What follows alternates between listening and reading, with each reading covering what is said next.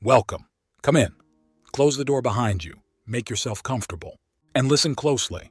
Some words are born like blades, and others arrive like a gentle touch in the middle of chaos. Some books are meant to be read, but others are meant to be breathed in. This is not a book you'll understand with the mind. It's a book you must listen to with your skin, a gospel without dogma. We've come to bring you back to a truth that has always lived in the quietest corners of your chest, that you too are part of this great conversation. A conversation that began long before we invented language, a dance of meanings that spun between the sighs of the wind, the turning of the planets, and the heartbeat that didn't yet know how to speak, but already knew how to love. What you're about to hear isn't meant to change anything about who you are. It's here to crack open the invisible armor that once made you believe you were an island. You're not alone. And even though this voice doesn't know your name, it knows exactly where it hurts, but it also knows something more, where the healing begins. And if, at any point in this audiobook, you feel something stir inside you, don't ask what it was, just keep listening. Because this story, yours, mine, ours, is only just beginning. Chapter 1. The Silence That Speaks. There is a place where everything begins. It's not at the top of a mountain or at the end of a mantra. It's in that instant when the world goes quiet and something within you, without asking for permission, begins to speak. But not with words. It speaks through sensations. It speaks through presence. It speaks in that secret language you always knew, but forgot when you learned to say, I. That place is called silence. And it is not emptiness, it is origin, the womb where gods are born and ideas too vast for noise are conceived. Silence is the homeland of the soul when it no longer has a homeland. The universal language trees used before humans invented words, the pause in a poem, the shadow behind the brush, the space between two notes where music becomes a prayer. Michelangelo once said that each block of marble already held the sculpture within. He merely removed what didn't belong. Silence does the same with you. It peels away what is not you to reveal what has always been there, your most naked truth. Humanity has invented 1,000 stories to avoid it. It has filled silence with wars, with speeches, with engines, with debates. We fear it, because in its mirror there are no masks. That's why the ancient temples had no loudspeakers. That's why the wise spoke little. And that's why children, before they learn to pretend, sit transfixed staring at the sky without saying a word. They still remember. There is no word that can heal what silence hasn't touched first. In a corner of the world where few people look, there lived an old man in a house made of wind. He had no walls, only curtains. He said, walls divide, but the wind connects. The villagers thought he was mad, but there was something in his eyes, something in his hands that made everyone, without exception, lower their voice when they approached. No one shouted, no one interrupted, because the silence around him was not the absence of sound, it was the presence of meaning. One day, a young man arrived at his home. He was weary of words. He had read all the books, watched all the talks, memorized every motivational quote that could fit on a poster, but he still didn't know who he was. He didn't know why, whenever he was alone, a hollow ache filled his chest that neither poetry nor science could ease. The old man said nothing. He served tea and sat across from him. The young man, uneasy, began to speak, first of his achievements, then his fears, then his parents, then his heartbreaks, then his dreams, then his failures, and when he had nothing left to say, he lowered his head. And right then, silence made its entrance. The old man said just one thing. Your soul doesn't need answers. It needs space to remember. The young man cried, but not from sadness. He cried like someone opening a door that had been shut for far too long, like someone recognizing a home he'd never visited, but somehow always knew. That is silence, not something you do, something you remember. It is the first prayer the universe whispered before it had a mouth. It is the language life uses to speak to you when you turn off the screen, when you walk without music, when you sit without expecting anything. It is the only language that never lies, because it doesn't need to persuade. We often think healing is about finding the right words, but healing begins when we stop repeating the wrong ones, when we stop explaining, justifying, telling ourselves stories that sound good but feel false. And in the untouched space that remains, where you no longer pretend or run, that's where God appears.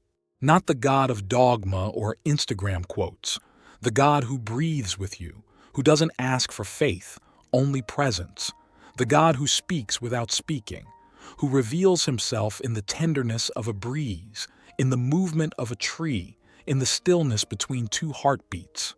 That God isn't found, he is remembered. And to remember, you need silence. Not the kind that turns off the world, but the kind that turns you on. Society has made noise an identity. We shout to exist. We opine to belong. We fill ourselves with borrowed words to avoid the only voice that knows us, our own.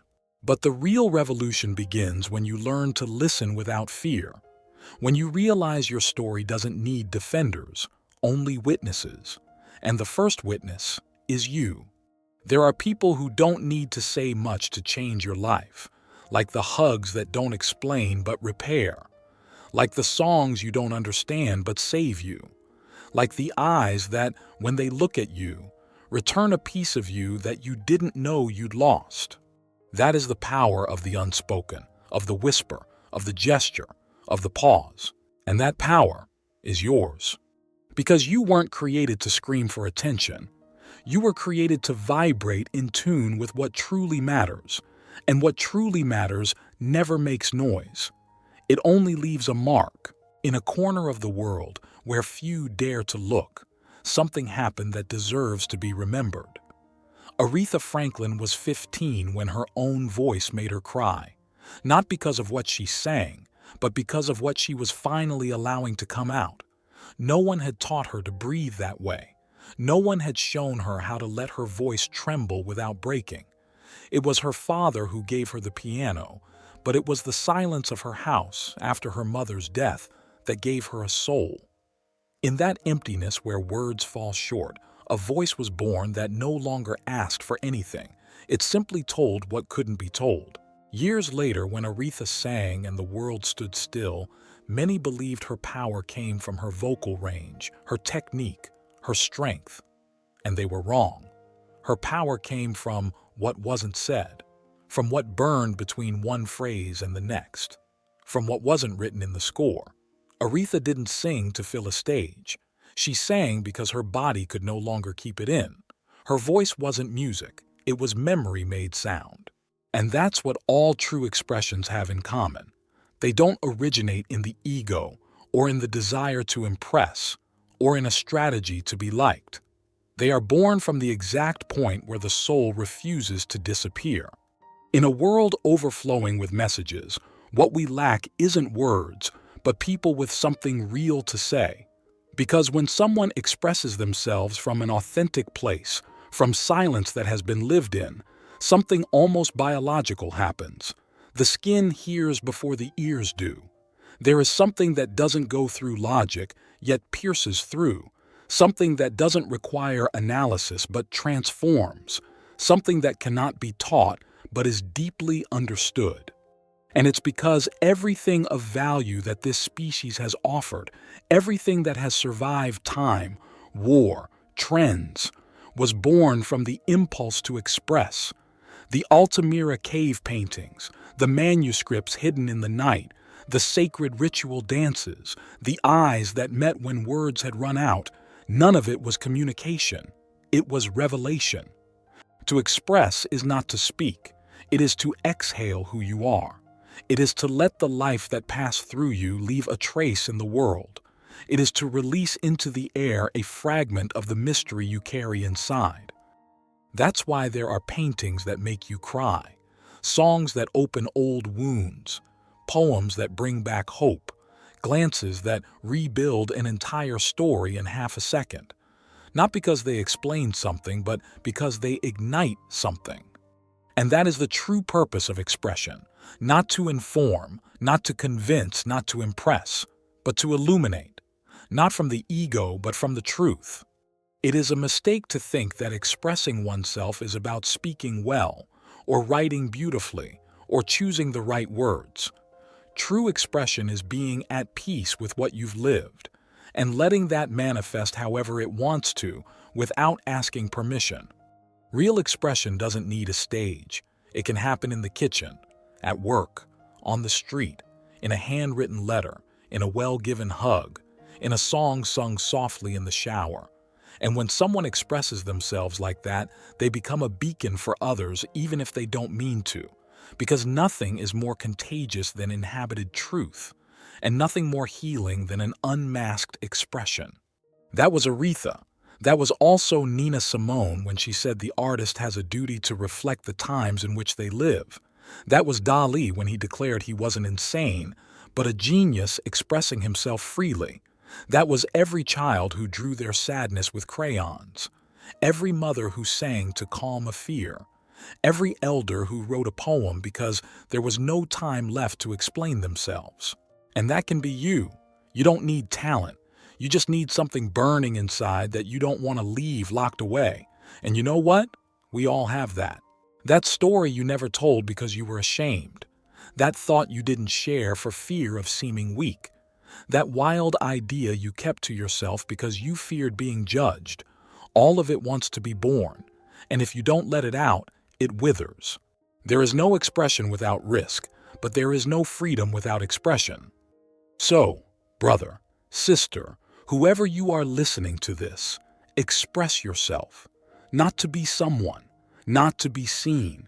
Express yourself to live fully, to stop leaving parts of yourself buried in the shadows, so that the story living inside you has a way to bloom.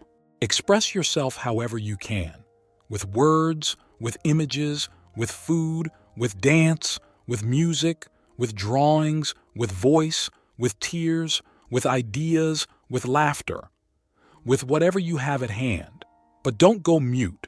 Don't stay still. Don't remain silent if there's a storm inside you wanting to become a poem. The universe doesn't need you to be perfect. It needs you to be true. And expression is the highest form of gratitude.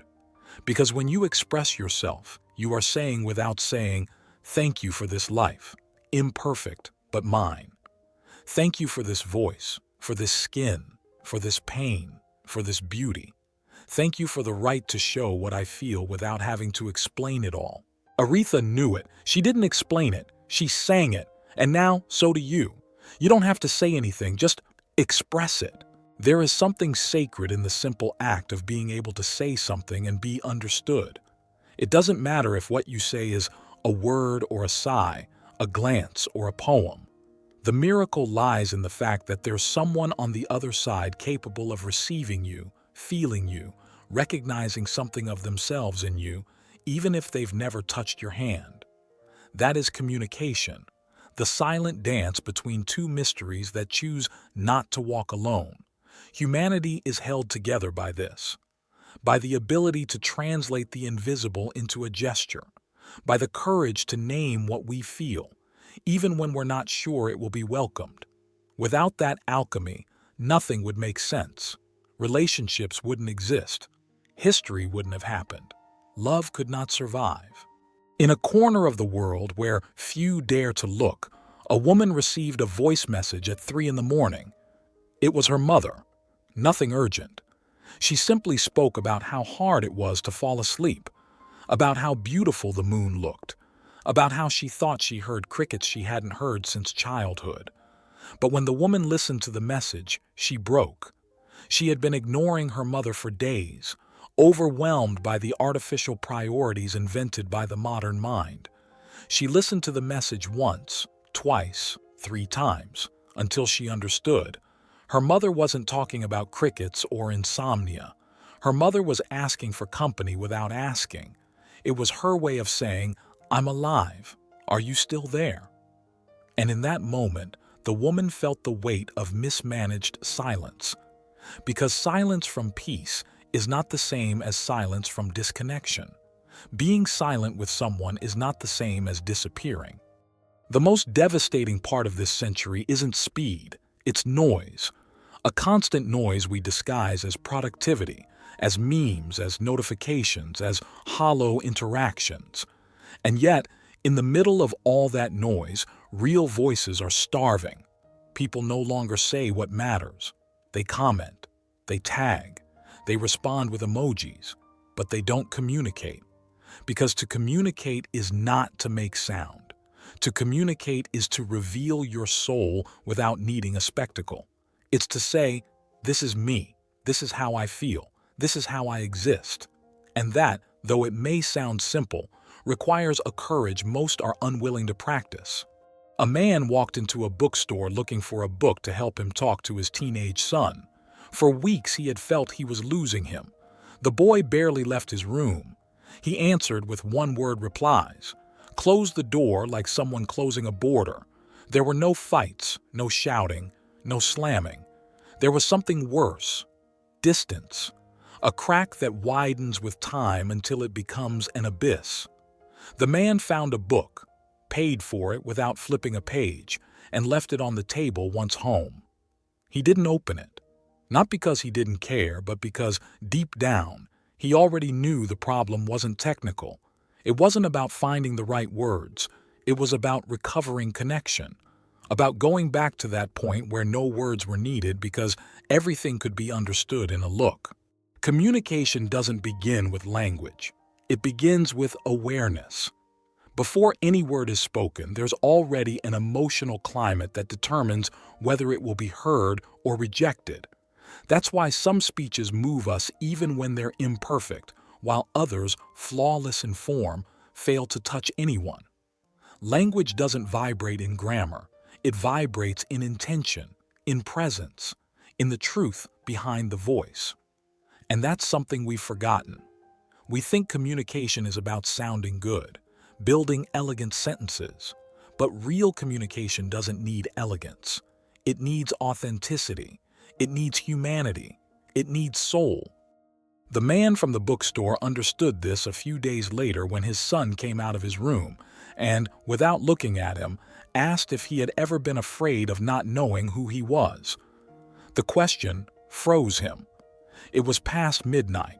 The silence in the house was so clear that any wrongly chosen word would have sounded false. So he didn't say anything wise. He didn't offer advice. He didn't quote an author. He simply replied, "Yes, and it still happens." The boy nodded, said nothing more. But the next day, he came down for breakfast.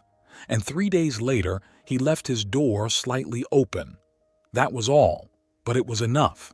Because sometimes, opening up just a sliver is more courageous than building an entire bridge.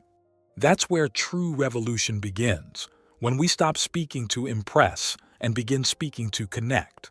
Communication as a bridge, not as a performance. As a caress, not a strategy. As a temple where error, doubt, and trembling are welcome. And that's not something manuals teach. It's something love teaches. Love that listens even when it doesn't understand. Love that stays even without answers. Love that doesn't demand perfect words, just honest presence. And when love becomes language, it creates everyday miracles. A door left ajar, "Yeah, that happens to me too." A silence that doesn't judge, a laugh shared in the midst of chaos. That is speaking with the soul, and that is the language we came here to remember.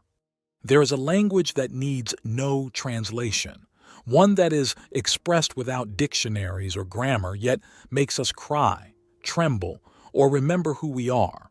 It is the language of what the soul recognizes before the mind can name it, and it lives in the invisible gestures humanity has embedded in its creations. There is a way of communicating that etches itself into the bones, not the books. A broken sculpture in the Parthenon, a child dancing alone in the middle of chaos, a blind pianist playing in a train station without expecting applause, a mother humming a song with no lyrics while rinsing rice, an athlete who didn't win the medal but embraced the one who did, A woman who looked out at the world from a balcony and turned that gaze into cinema. A graffiti scrawled in a dark alley carrying more truth than most official speeches. All of that is language too. ChatGPT Plus. What do they say? That love expresses itself through what we do, even when no one is watching. That the sacred reveals itself when we're not trying to impress. That God also speaks through a sustained note, a silence in a scene, an erratic brushstroke that ends up being perfect. That beauty doesn't need justification. That when we stop searching for meaning, we begin to hear what truly matters. Art is not a luxury. It is a spiritual necessity. Music is not just rhythm. It is the breath of the universe. Dance is not entertainment. It is the body speaking what the throat cannot. Architecture is prayer in stone. Poetry is the most human attempt to speak with mystery. Cinema is the shared gaze of thousands pointed in the same direction. All of this is prayer. All of it is dialogue with existence. If we don't learn to read these languages, what's the point of learning to speak? If we don't understand what life is saying when it puts the perfect song in the middle of traffic or the perfect painting in a waiting room, then we understand nothing. Life is speaking to us all the time, sometimes with the voice of football, sometimes through a reflection by Mario Puig or Daniel Habib, or a soul-punching poem by Lalo Yaha, or a burst of laughter from Cantinflas stumbled upon on TikTok or Instagram. Sometimes it speaks through the shape of a wave, or the way someone looks at us without saying a word. And then we understand that everything communicates, that what we feel also speaks, that our dreams are part of a greater language, one that isn't taught, but is heard with an open soul. Many believe that speaking is a skill, that it's enough to learn how to modulate the voice, structure ideas, say things at the right moment. But speaking without feeling is just noise, and listening without understanding is only echo. We are not here to exchange sounds. We are here to find each other, because every true conversation is an invisible ritual, a dance between what we say and what we don't, a melody between what the other feels and what we allow ourselves to feel. That's why some silences are more eloquent than 1,000 words, and that's why there are hugs that are worth more than any speech. This is not poetry, it's soul physiology. The human voice is merely an excuse. The real language happens before, in how you look, in how you breathe when the other is speaking, in whether you can hold someone's pain without rushing it, in whether you can listen without needing to correct. That's where the lost art of communication begins, not in perfect messages, but in the spaces where emotion feels safe enough to show itself. A mother might have a master's in parenting, but if every time her child breaks down she corrects instead of holding, the child doesn't learn wisdom. He learns shame. A leader might have every leadership strategy, but if in meetings he can't pause to see if someone needs to speak but doesn't dare, then his words are empty gestures. A therapist might know 1,000 tools, but if there's no soul in their gaze, they'll never touch the root. Because the root only opens when it doesn't feel threatened, and that doesn't come from technique. It comes from presence, from honesty, from emotional nakedness. And this, brother, sister, is what humanity has forgotten. That to communicate is not to impress. It is to resonate. And to resonate, you must vibrate in a similar frequency. Not identical, just similar.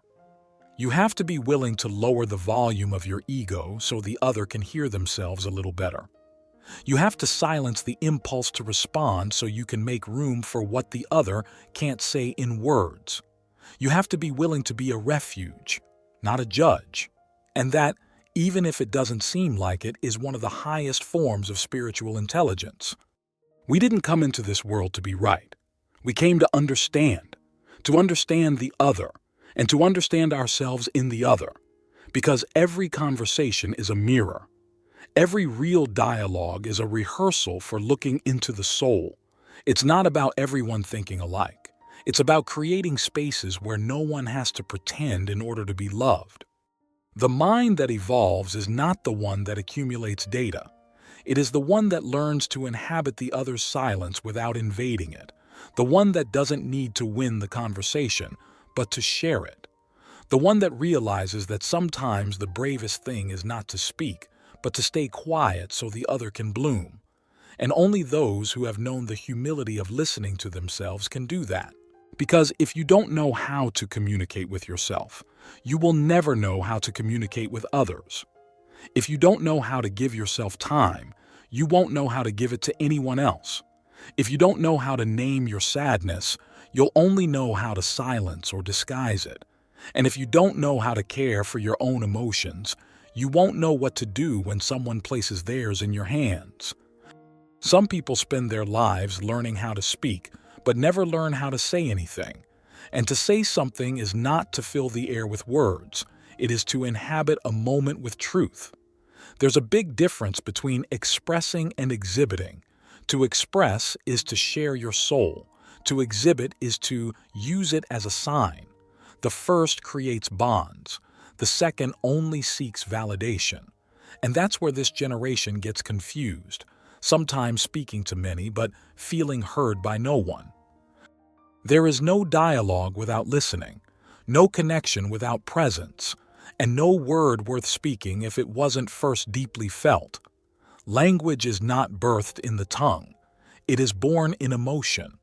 That's why when someone speaks to you from a real place, it doesn't matter if their sentences are perfectly built. What matters is whether something within you stirs, whether a part of you whispers, "I've been there too." That "me too" is the beginning of every bridge. There are couples who don't separate because of a lack of love, but because of an overflow of poorly chosen words, because of silences that build up like dust in the corners, because of gazes that no longer ask questions, because of caresses that repeat themselves without intention, because they stop saying what mattered, because they learn to live together without truly communicating. And habit kills more love than heartbreak ever could, because when you stop speaking from the heart, the other stops recognizing themselves in you.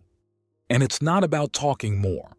It's about speaking clearly, about knowing that sometimes one honest sentence can heal a wound that years of avoidance only made worse, about understanding that a well-timed "I'm sorry" can save a story, that an "I miss you" stripped of pride can reconcile what once seemed broken. But that can only be done by someone who has dismantled their inner theater, someone who no longer performs to impress, someone who understands that love doesn't need masks. It only needs presence. There is a subtle art that almost no one teaches, the art of knowing when to speak and when to remain silent. Not every silence is indifference. Not every word is light. There are silences that embrace and words that wound. There are phrases spoken to bring comfort and others hurled like weapons. That's why true communication is an alchemy, a rhythm-based wisdom, a knowing of when to put the soul into words and when to place it in pause. Sometimes the best way to speak to someone is to simply be there, without demanding, without correcting, just being. Like an empty chair that always waits, like a cup of coffee that doesn't ask questions, like a presence that needs no explanation, because there are pains that can't be explained, they can only be accompanied. And that too is language, the language of presence. The wise ones knew this. That's why they spoke little, not out of arrogance, but because they understood the weight of words.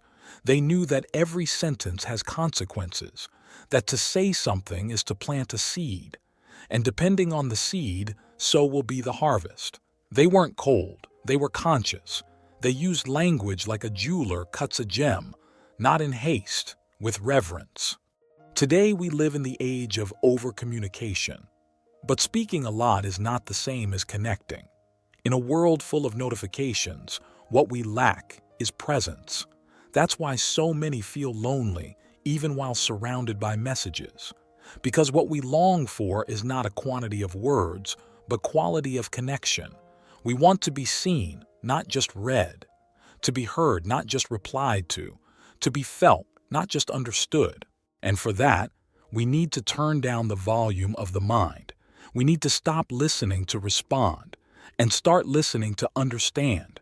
We need to let go of the persona that knows everything, solves everything, controls everything, and dare to say, I don't know, I can't, it hurts, I need, and also, I'm here, I see you, I value you. Simple phrases but filled with soul. Because when a word carries soul, there's no need to shout. The soul doesn't need a megaphone. It only needs space. And if you learn to give that space, if you're able to speak without harming, to listen without interrupting, to be present without demanding, then you become a bridge, a home, a medicine. In a corner of the world where few are looking, a 6-year-old boy watched his grandfather build a kite. He didn't understand why the old man was taking so long to make something you could buy on any street corner. But his grandfather, patient, wove the string, cut the cane, chose the paper with care. This is not a toy, he said. This is a conversation with the wind. The boy didn't fully understand until the kite flew. And in that flight, something inside him rose too. It wasn't just paper in the sky, it was connection. That's what communication is. Sometimes we believe it's enough to broadcast. But what transforms isn't the broadcast, it's the bond. The invisible thread between two souls that recognize each other. You can say 1,000 things, but if there's no thread, everything falls. What holds the flight isn't the kite's color or its design, it's the tie. That's something unseen that sustains, that unites, that guides, that doesn't let the soul drift in the sky's vastness. And that thread begins with you. You can't communicate if you're not in communication, not with others, with yourself, with your emotion, with your story, with your wounds, with your laughter, with your memories that still ache and your dreams that still burn. Because the inner silence you listen to before you speak is what determines whether your words bring life or just noise. Many speak from ego, from the urgency to be seen, from the fear of not being heard. But only those who have listened to themselves in the abyss can speak from the soul. Only those who have cried in their own shadows can laugh with true light. And only those who have learned to embrace themselves can embrace others with words. That's why we say not all who speak communicate, and not all who are silent disappear. There are silences that scream, pauses that say more than 1,000 speeches, presences that heal without making a sound. And that is our reminder. Communication doesn't start in the mouth. It starts in awareness, in attention, in intention, in that invisible space that doesn't try to win a conversation, but to honor an encounter. And how do you honor an encounter? With truth, not with perfection, not with rehearsed phrases or learned poses. With truth. The kind of truth that sometimes stutters, makes mistakes, runs out of words, breaks the voice, but remains true. And in a world saturated with appearances, being true is a revolution. Now more than ever, we need fewer canned phrases and more real encounters, less empty speech and more honest gazes, less noise and more music. Because yes, brother, there are words that are music, that don't explain, but move you, that don't convince, but liberate, that don't make you think, but make you remember. Remember what you already knew, what lived in you before you forgot, what God whispers when we finally turn off the noise outside. Sometimes you don't need a communication technique. You need honesty without makeup, presence without ego, a pause to breathe before answering, a question that opens rather than closes, a laugh that caresses. And I understand that doesn't solve anything, but doesn't let you feel alone. That is human language, not the language of experts, but of the awakened. And if you're going to say something, let it be beautiful, let it be true, let it be useful, or better yet, let it be necessary. Because if you learn to choose your words like someone choosing seeds, you'll soon see bonds blooming you never thought possible. Don't fear silence if you don't know what to say. Silence is the soul's original language, and from there, everything is born. Music, poetry, truth, prayer. Don't fill it out of anxiety. Love it. Breathe it in. Honor the mystery. Because mystery is not the absence of meaning. It's the promise of something deeper, something that only reveals itself when we stop speaking to be right and begin to speak to be in communion. And if you ever feel like you don't know how to communicate with others, start by communicating with the sky. Step outside, watch the clouds, see how the trees speak, how the wind whispers through rooftops, how birds don't shout, yet understand each other, how the ocean repeats the same sound over and over, and still no one gets tired of listening. God speaks in every language, in every silence, in every form of beauty. And if you learn to listen, then you'll also learn to say what is needed, what is kind, what heals. Because in the end, life won't ask how many times you were right. It will ask how many times you made someone feel they weren't alone. And that is what we call communication. In a corner of the world where few are looking, there was a boy who, by the age of 6, already knew 7 national anthems, 3 religious creeds, and a list of reasons why he was supposed to hate certain people. No one asked if he agreed. They simply passed it down to him like a cursed inheritance. He learned to speak, yes, but to speak by memory, with old words, with recycled fears. That boy grew up to be a civil servant. He married a woman he didn't love but who fit the story he'd inherited. He called success the fear of losing everything, and he called love the contract he signed to avoid loneliness. Until one day, without warning, his 5-year-old daughter looked at him and asked, "Daddy, why do you sometimes say things you don't feel?" Something broke in him then, or rather, everything that didn't belong to him shattered. He locked himself in the bathroom and cried for an hour, not from sadness but from clarity. He realized that most of what he said wasn't truly his. They were inherited phrases, cultural programs, ideas planted in him like viruses in human software. He saw that he spoke to avoid loneliness, to appear correct, to fill the emptiness. But he wasn't speaking to communicate. He wasn't speaking to live. And you, reading or listening to this, how many words do you use that aren't yours? How many speeches do you defend that you never chose? How many times do you speak without soul just because the script demands it? The collective mind isn't a science fiction monster. It's your grandmother telling you that men don't cry. It's your teacher repeating that if you don't suffer, you don't learn. It's that phrase you've heard so many times you no longer know if it's your thought or one implanted in your chest without anesthesia. But we're not here to blame. We're here to unlearn with grace, to revise the inner dictionary, to cross out the words that smell like confinement and write new ones that taste like freedom. Because language has created religions and wars.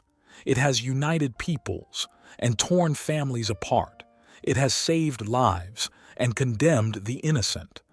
The same tongue can be a prayer or a verdict, a song or an insult, a home or a battlefield. And today, more than ever, humanity needs new storytellers, not prophets or award-winning poets, just ordinary people who speak with truth, who say, "I love you," without fear of seeming weak, who say, "I don't understand," without fear of sounding ignorant, who say, "I'm hurting," without fear of looking broken. People who dare to rewrite the collective narrative with tenderness instead of armor. Have you noticed how many adults no longer look each other in the eye when they speak? How, instead of touching each other's souls, they send stickers? How, instead of tending to silences, they drown them in noise? Because they're afraid of what might surface if the things that truly matter are finally said aloud. The new language isn't futuristic. It's ancestral. It's the one our grandmothers used when they made bread by hand and whispered, "Eat slowly, you're safe here." It's the one lovers used when they wrote each other letters by hand because they knew that what is urgent isn't always what's important. It's the language that names you without judgment, that invites without demanding, that sees you, even when you don't understand yourself. Chapter 2. The Invisible Language of Humanity. No one remembers the exact moment when humanity looked into each other's eyes and understood that sounds could carry meaning, that a scream was no longer just a release, but a way to signal fire, fear, or desire, that a simple gesture could mean stay, or I miss you, or even I'm dying. From that moment on, speaking became a way of summoning life, and silence, a way of listening to God. But somewhere along the line, something went wrong. Words stopped being bridges and started becoming disguises. Language lost its magical nature and became a mechanism. Useful, yes, but also hollow. It serves to negotiate, to manipulate, to convince, to avoid. It's good for closing deals, selling beliefs, dodging truths. And in its usefulness, it lost its mystery. Today, millions of people greet each other without really seeing, reply without really hearing, scream without saying anything at all. And the most absurd part? They post thoughts they haven't thought, share ideas they don't understand, and believe they're connected when in truth, they're lonelier than ever. The paradox of the century. It's never been easier to speak, and yet we've never felt so misunderstood. In a quiet corner of the world where few bother to look, a man passed a large mirror at the entrance of his building every day. He was an executive, suited, punctual, efficient. Each morning, without fail, he'd straighten his tie and murmur, "Let's see if today the character fits just right." One day, as he did this, a small boy happened to glance at him through the reflection. The boy, unfiltered and fearless, unaware that he was speaking an uncomfortable truth, asked, "Why do you wear a costume every day to go out?" The man laughed, or at least it looked like a laugh, but that night he couldn't sleep. Because the sincerity of a child, brief and precise, had exposed something years of therapy and late-night conversations never could. He no longer knew who he was without the character, and that is where most human misunderstandings begin. We try to connect without ever removing the mask. This is not about improving how we speak. It's about remembering why we speak. What is this sacred capacity for, if not for winning arguments, but for creating worlds?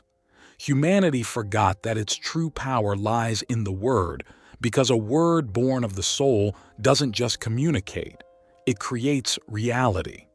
The problem isn't that we lie. The real tragedy is that we no longer notice when we're lying. We lie when we say, "I'm fine," without meaning it. We lie when we say, "I love you," out of obligation. We lie with tone, with silence, with hidden motives. And with every lie, we lose another piece of ourselves until one day we don't know how to find our way back. There is a tribe that believes every human being is born with a unique song, that it's not your name that defines you, but this inner melody only your soul knows how to sing. When someone is lost, when they fail, when they forget who they are, the whole village gathers to sing them their song, not to judge, but to remind them. That is true language, not something you learn, but something you remember. If the world ever stops turning, it won't be for lack of resources or climate collapse or senseless wars. It will be because we forgot how to speak from the soul, because we clung so tightly to being right that we let our poetry die out. And without poetry, there is no humanity. In a quiet place, where few are truly listening, there is a woman who has spent 30 years speaking without being heard, not because her voice isn't loud, but because she never learned to speak the language of her own heart. She says, "I'm fine," while the ceilings of her soul are collapsing. She says, It doesn't matter, when in truth, everything matters. She says, "I've got it," not to be a burden, not to ask for help, not to risk the vulnerability of being cared for. This woman is everywhere.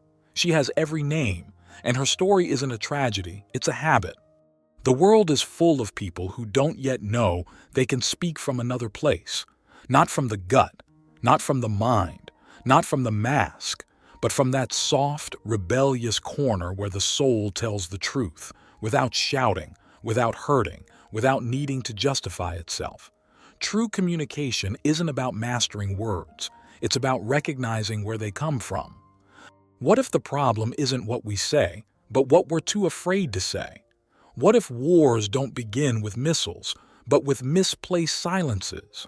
What if the world's chaos is simply a reflection of everything we've left unsaid as a species? Picture it. A couple loves each other, but they don't listen. A father tries to protect, but his child only hears commands. A teenager cries behind a locked door while his mother sits in the living room wondering, "Where did I go wrong?" Humanity stands, arms crossed in front of its own mirror, asking in every language, why do we speak so much and understand so little? In a corner of the world, where few are watching, something happened that's worth remembering. It didn't happen on a stage or at an awards show where applause is automatic and no one truly listens. It happened in a dressing room, in front of a mirror, as someone peeled off the costume that had made millions laugh. Jim Carrey looked at himself for a long minute and didn't recognize what he saw. It wasn't sadness or madness. It was a clean kind of emptiness, a space with no character, a pause between two sentences that didn't yet know if they belonged in the same story. That day, he didn't put on makeup. He didn't go on stage. That day, he began to express himself. Because there's a frontier between acting and expressing. Acting is building a mask and adjusting it to meet expectations. Expressing is the opposite, peeling back the layers until only the pain, the pulse, the unspoken truth remains. What's never known how to explain itself but has always wanted to be heard. Jim understood this when he stopped trying to make people laugh and began to paint. And no one understood. Some called him strange, others brave. He just said one thing. I don't play a character anymore. I allow myself to exist. And that was enough. The curious thing about human expression is that it's rarely understood in its time. It goes beyond fashion, logic, structure. Sometimes it's too subtle for those who only see what's obvious, or too intense for those who only tolerate what's safe. But that's its magic. When someone expresses themselves with authenticity, they don't need everyone to understand, just someone to feel. And if even one person feels it, that's enough. Because a genuine expression can awaken a memory long asleep, or a piece of the soul that had stopped believing in beauty. To express is not to tell everything. It's not about stripping down in public. It's having the courage to show your soul fully clothed. It's using laughter to say what no one wants to hear. It's dancing even when there's no music, writing even when there's no editor, painting even when there's no gallery, speaking even when there's no audience. Expression is the release of an inner pressure that needs no explanation, but does need a channel. And in that release, art happens. Healing happens too. Some ancient cultures understood this. That's why they didn't separate the shaman from the artist, because they knew that someone who expresses without filters carries a medicine science has yet to bottle. It doesn't heal the body, but it soothes the soul. It doesn't erase pain, but it gives it shape. And when something has shape, it stops being a monster. It becomes a map, a path, something that can be shared and therefore understood. Cantinflas knew this without ever being solemn. With his crooked mustache and jumbled speech, he dismantled governments and stripped away hypocrisies with laughter. But he didn't do it to seem clever.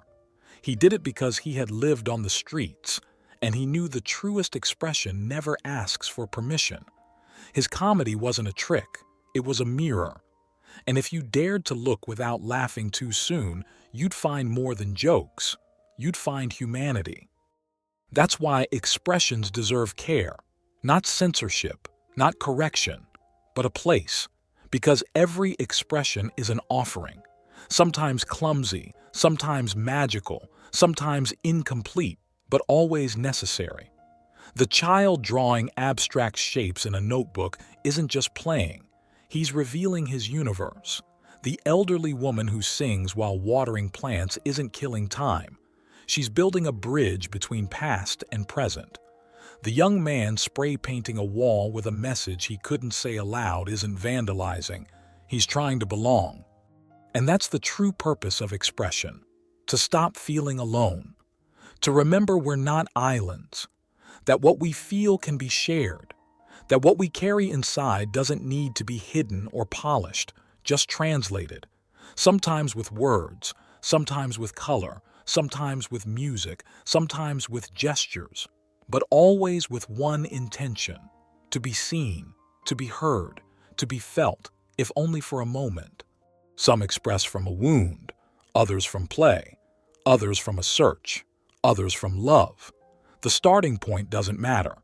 What matters is that there's honesty, because honesty is the secret soul of every expression that leaves a mark.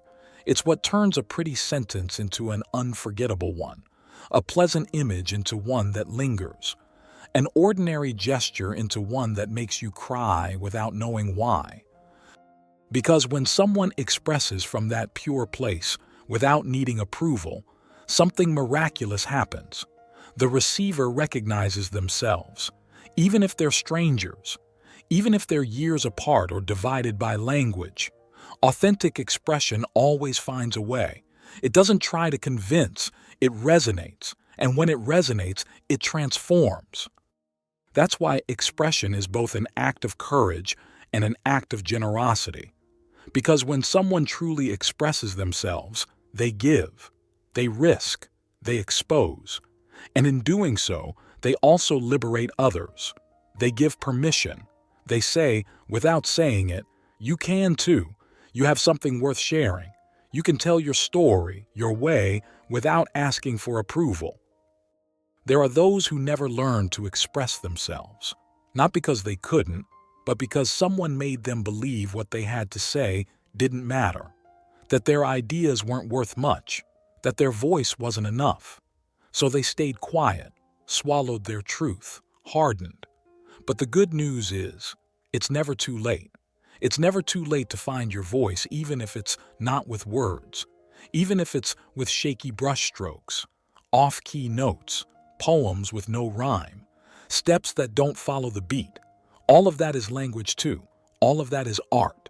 Life isn't waiting for you to become a genius.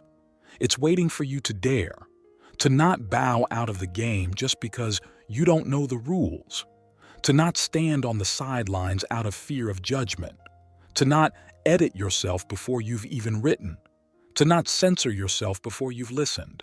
Life is waiting for you to show up, to be, to live. And if you ever doubt, remember this: no one remembers those who pretended well. What stays in the memory of the world are the expressions that could no longer be contained, the ones that burst like meaning made flesh, like raw humanity, like a piece of soul that decided it would hide no more. That's what you are when you express yourself, not a version, not a performance. You, without adornment, without filters, without fear. And that is enough, because that is already beauty. At a train station, an elderly woman sat with a small notebook in her hands. From time to time, she wrote something down, looked around, and smiled. A curious young man sat beside her and asked, "What are you writing, ma'am?" She answered, "Words I never said. Some were for my sister, others for myself. All of them mattered, but I didn't know how to say them in time, so now I leave them here so they won't be lost." The young man, without knowing why, began to cry. That's how language works when it comes from the unspoken. It has the power to move what seemed immovable. Because we're not here to teach people how to speak. We're here to remember the miracle of feeling. And when one truly feels, speaking is merely a consequence. But of course, speaking of looking inward in this hyper-connected world almost sounds like an act of rebellion. How can you listen to your inner world when every 2 seconds a notification pops up promising to teach you how to manifest your reality in 5 steps or unblock your chakras by dancing salsa? Attention has become the most looted resource of the century. They didn't steal our soul, they hacked our attention, and with it, our inner compass. There was a time when humans looked to the sky for direction, not to GPS. They watched the seasons, listened to their bodies, walked barefoot, fasted to think more clearly, and sat in silence not for spirituality, but for wisdom. These days, spirituality has become an app with a soothing voice that congratulates you for meditating 3 days in a row. But true inner engineering doesn't come with badges or graphics. It emerges the moment you stop needing external proof of your growth and begin to live in coherence, even if no one notices. There's a brutal difference between having knowledge and being awake. Knowledge can be collected, memorized, hoarded like spiritual trading cards. But awakening is a fire. It's not something you display on your profile. It's the discomfort of leaving behind the old version of yourself, the one that knew how to survive in the noise, but not how to live in the silence. And it's in that silence that you begin to uncover the scattered pieces of the puzzle that is you. At first, they seem like fragments of someone else's story, an emotion you didn't know lived in you, a sadness disguised as success, a fear you used as a compass. But as the pieces begin to fit together, you discover something both unsettling and wonderful. You're not broken. You were disordered. Inner engineering isn't about fixing yourself. It's about understanding your architecture. Every emotion, every impulse, every shadow, and every light has its own design. What we call chaos is often just ignorance of our own structure. It's not about repressing anger, but understanding its logic. Not about erasing desire, but discovering why it showed up. Repression is emotional clumsiness dressed as virtue. Understanding, on the other hand, is art applied to awareness. Once someone told me, "I have a terrible temper." I replied, "No, what you have is unprocessed emotion without translation. It's not the same to scream because you don't know what to do with what you're feeling as it is to express that same thing after understanding where it comes from. The first contaminates, the second frees. One reacts, the other transforms. One survives, the other awakens. And yes, awakening hurts, not because truth hurts, but because the lie falls away. And the lie wasn't just comfortable, it had become an identity. Inner engineering, then, is the art of dismantling the masks without destroying the face. It's not about becoming someone else, but about no longer pretending to be what you're not. There's a scene that repeats itself in many lives, the moment when everything seems to fall apart. But it's not the world that's collapsing, it's the false structure you built to survive. What we call crisis is often just the moment the soul demands authenticity. And that's where the true design begins, when you dare to live from your truth, even if everything else trembles. To be authentic isn't to be stubborn or rebellious or special. It's to live without contradiction between what you feel, what you think, and what you do. It's to stop bending your soul to fit what others expect of you. It's to understand that inner harmony isn't achieved by pleasing the world, but by listening to the subtle whisper that guides you from within. That whisper doesn't shout, doesn't impose, doesn't beg for likes. It's just there, like a forgotten blueprint that only you can decipher. And then something new arises. Not a better version of yourself, but a real one. Not the one who studied spirituality, but the one who no longer needs to defend themselves from who they are. That version doesn't shine with beautiful quotes, but with conscious decisions. It doesn't move from fear or guilt, but from clarity. There's a forgotten scene in the history of art that deserves to be remembered.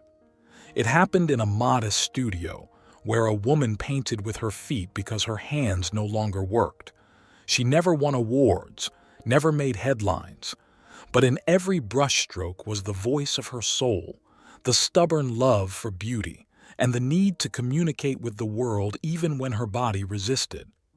Her painting was sold for a few bills at a neighborhood fair, but it changed the life of the person who bought it, because what mattered wasn't the stroke, but the silent testimony that there is a language beyond perfection, beyond the body, beyond words.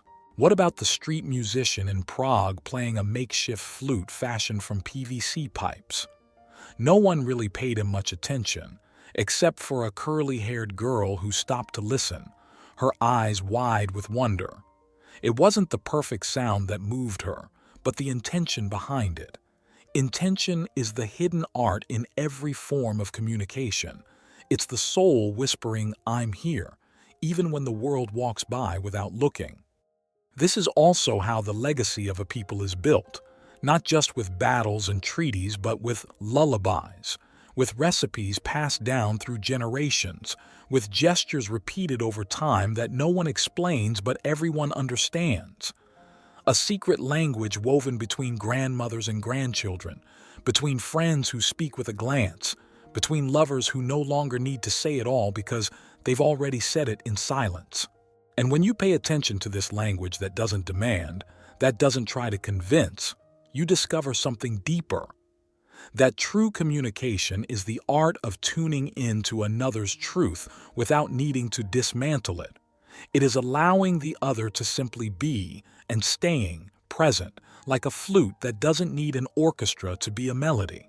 There is more poetry in a sincere gesture than in 100 empty words, more revolution in an honest embrace than in 1,000 decorated speeches, more wisdom in a farmer who sings as he sows than in someone who recites theories on consciousness without ever looking at the sky while planting the seed of a dream. History has kept silences that now deserve to be heard. The footsteps of someone dancing alone in the kitchen, the letters never sent, the poems no one published but which healed the author on the darkest night. This is the new language humanity needs, not the one that teaches rules, but the one that reveals truth. Not the one that tames words, but the one that frees meaning. Not the one that translates concepts, but the one that makes your skin vibrate with a single phrase, "I hear you, and I'm not here to change you." This isn't just communication, it's communion. It's the sacred reminder that another's existence matters, that their story is an entire language worth learning, even if it doesn't come with subtitles. But there are people who say, "That's just how I am," as if locking themselves inside a cell and tossing away the key, as if they weren't a story in motion, as if they couldn't be rewritten. Yet, one of the most revolutionary acts in life is realizing that identity isn't fixed. We are living language. We narrate ourselves, we justify, deceive, and rescue ourselves, all with words, all with silences. That's why when someone truly changes, they don't shout, "I'm new now." They show it in subtle gestures, in how they respond, how they breathe, how they listen to themselves before they speak. That's where you see that something has shifted at the core. Because someone who has awakened no longer needs to explain themselves so much. They become simpler, more real, lighter. In this world of inflated images and worn-out words, the hardest thing is not to be special. It's to be genuine. Because being genuine takes courage. Courage to sit alone with your inner voice when all the other voices demand noise. Courage to say, "This no longer represents me," even if you've said it 1,000 times before. Courage not to defend what no longer resonates, even if you've built your life around it. And no, we're not talking about enlightened beings in robes or gurus with catchy phrases. We're talking about ordinary people who one day stop performing and start living. People who got tired of pretending, repressing, postponing, and decided to rebuild themselves with tenderness, without spectacle. That is the real revolution, the one no one applauds, but that changes everything. Not long ago, in one of those unexpected conversations that change your day, a woman told me, "I never speak.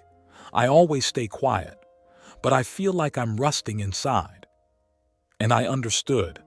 Some silences aren't peace, they're chains. Some unsaid words turn into stones lodged in the soul. Real emotional health isn't just meditating and eating well. It's also being able to speak without fear, without guilt, without punishment. And how do we get there? By starting with something simple and powerful, validating yourself, giving yourself permission to feel what you feel, not minimizing it, not explaining it away, not dressing it up. Just feel it, breathe it, listen to it. Because when you allow yourself to feel without judgment, you begin to understand. And when you understand, your language shifts. And when your language shifts, your world does too. It's no coincidence that sages from different cultures have spoken so much about the word, the voice, and the silence. They knew that within them lies the seed of creation, not as a magic trick, but as a way to align with who you are.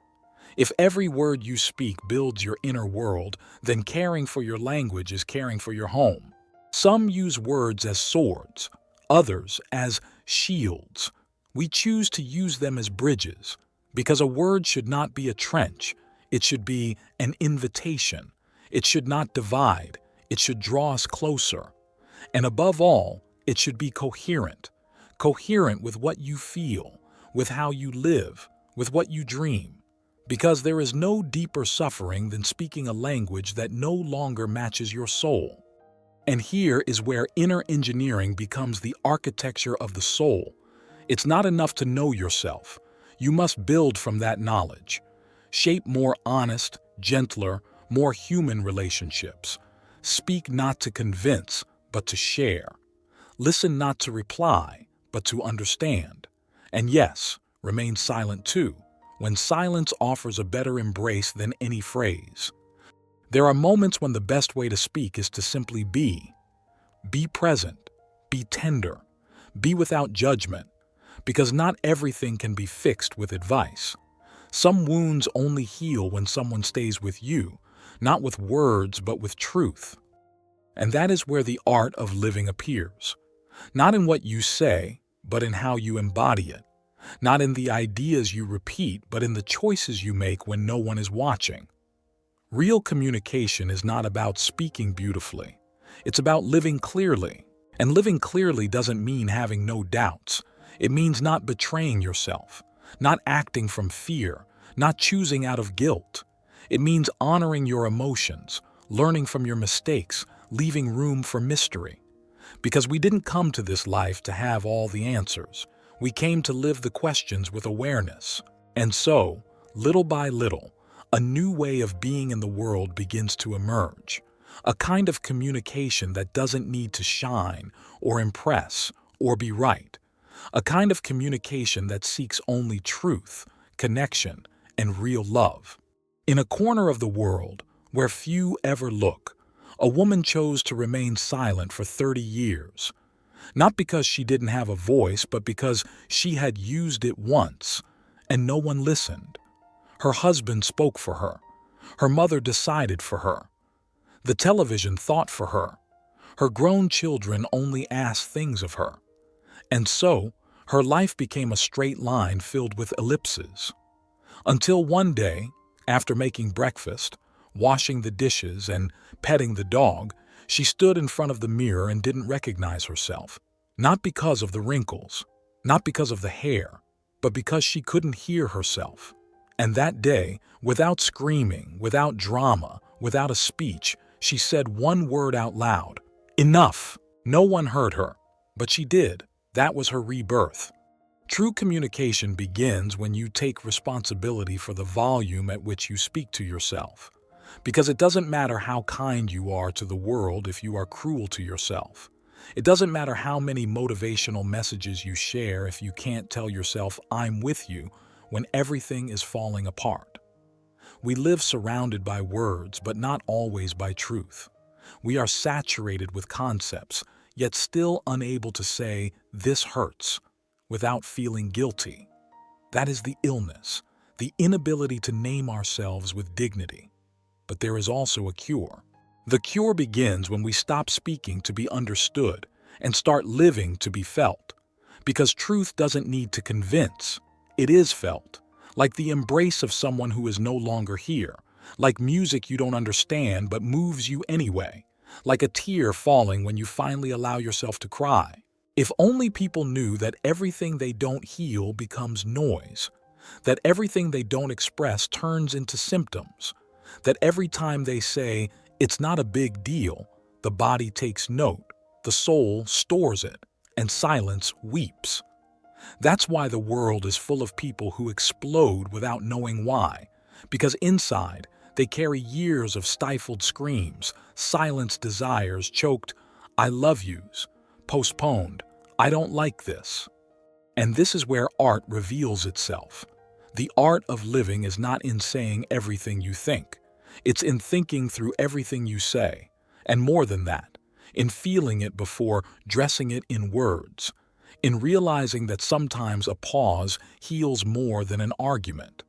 That a single gesture can give more life than a 3-hour conversation.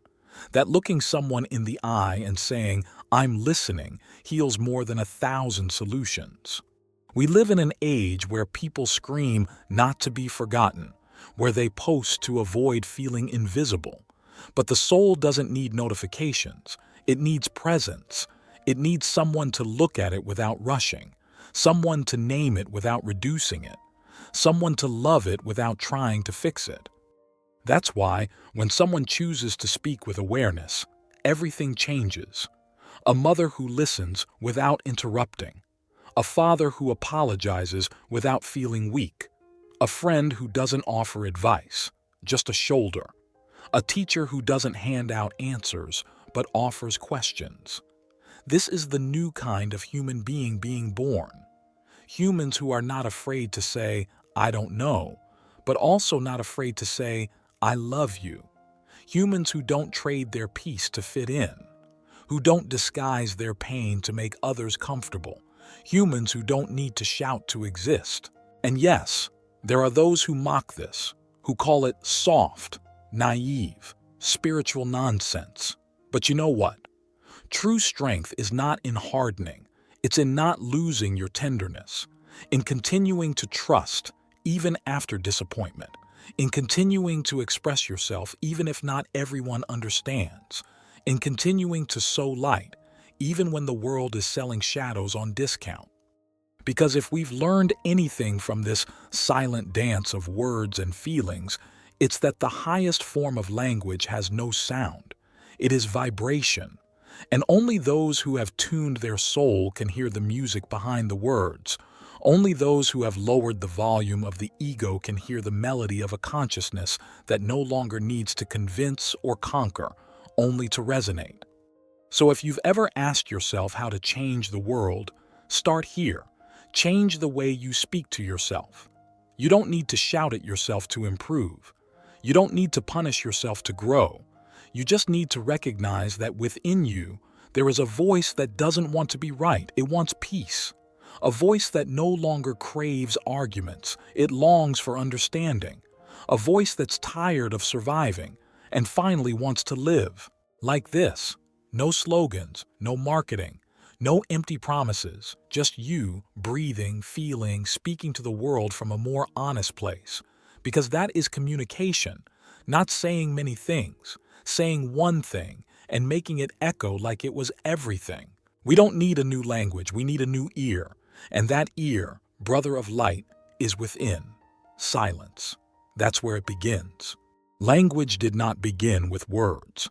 It was born the moment a child reached out to his mother without knowing that gesture had a name: hug. When an old man caressed the earth with dirty hands and a clear gaze. When someone looked at the sky and, without understanding it, somehow knew something up there was looking back. True language predates grammar.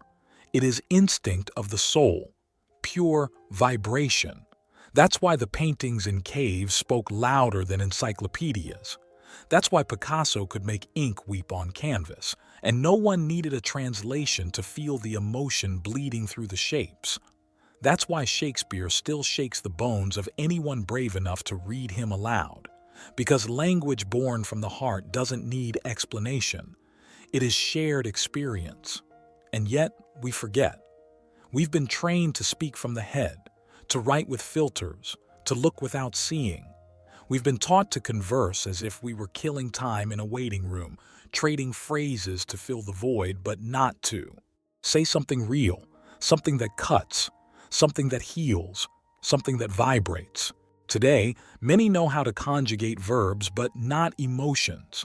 They know how to argue, but not to truly converse. They know how to persuade, but not to connect. In ancient Greece, when someone spoke with wisdom, they weren't called a speaker. They were called an inhabited man, because it was believed the gods had lent them a voice for a moment.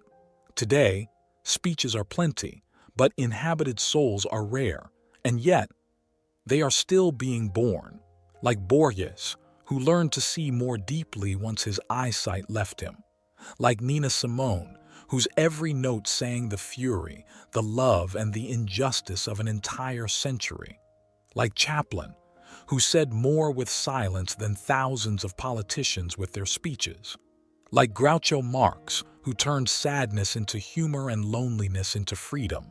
They all spoke, but not to shine. They spoke because they could not remain silent. Because when a truth burns inside you, you have no choice. It becomes word, it becomes gesture, it becomes act. Like a laugh that escapes, like a tear that falls uninvited. That is the language that heals, the one born from living, because some words open doors. But there are also words that are knives. This is why the true art of communication is not to speak, it is to care. To care about what you say, but more importantly, where you speak from. Because it is not the same to speak from fear as from freedom, from pride as from compassion, from lack as from surrender. There are mothers who wound without ever raising their voice. There are teachers who dim souls with lessons dressed as wisdom. There are lovers who say, "I love you," while building prisons with their silence. And there are children who, unable to speak, cry in a language no one translates. But there is also the other side, the side that saves. There are nurses who heal more with a smile than with a syringe. Friends who say, "It's okay," and a galaxy opens. Books like The Little Prince that enter the soul with a single flower and a fox. Gazes that hold more than an entire speech. Silences that are worth more than 1,000,000 likes. What if that is what we came here to remember? That to speak is not to impose, but to share. That to communicate is not to throw ideas, but to plant them.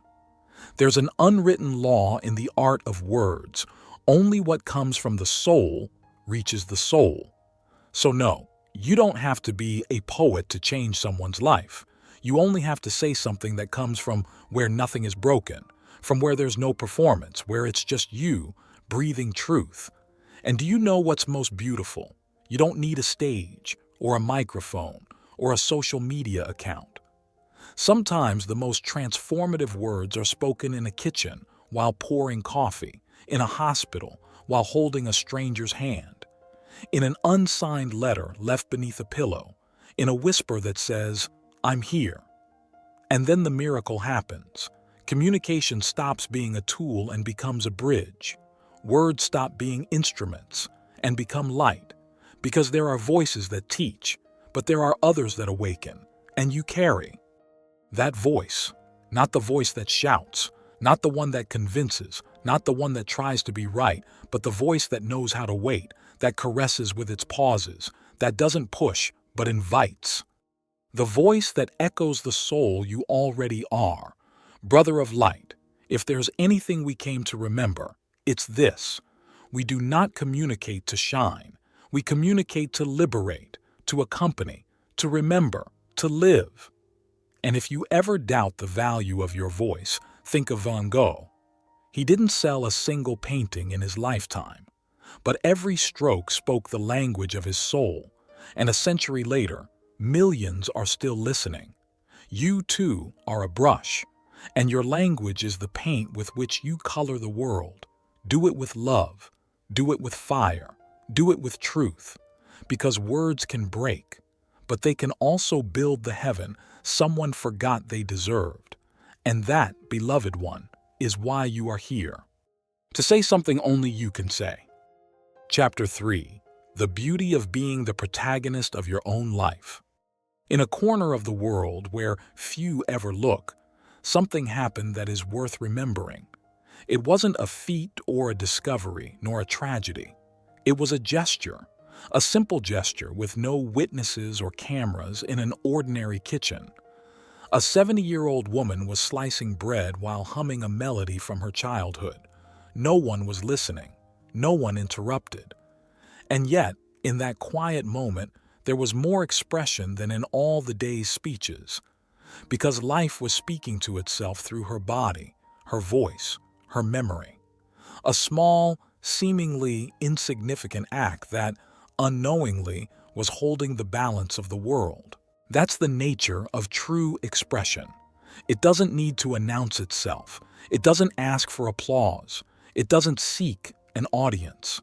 It's a way of breathing, of giving thanks, of inhabiting who we are without pretending. It's the language of the invisible, the way the intangible becomes real. When someone expresses from the center, they are not trying to be someone. They are simply recognizing that they already are, and that certainty changes everything. This third chapter is, in truth, a return. Because after exploring silence and voice, the scream and the pause, the word and the body, we return to the origin, expression as a way of loving life, not as an artistic act, but as a daily decision, not as a talent, but as a form of presence.